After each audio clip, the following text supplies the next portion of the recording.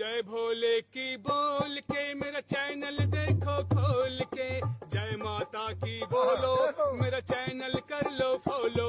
तुम्हें बढ़िया मिलेगी वाइफ, मेरे गाने को कर दो लाइक। मेरा वीडियो सरकाना ना, बिना कमेंट किए कहीं जाना ना। मेरा वीडियो सरकाना